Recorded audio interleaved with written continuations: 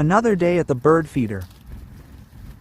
Though unseen by the lens, a red-tailed hawk perched near the feeder casts a long shadow of fear.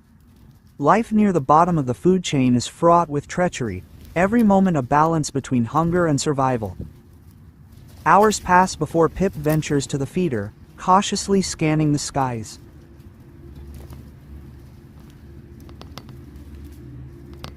Reassured by Pip's courage, the sparrows return, reclaiming their place at the banquet.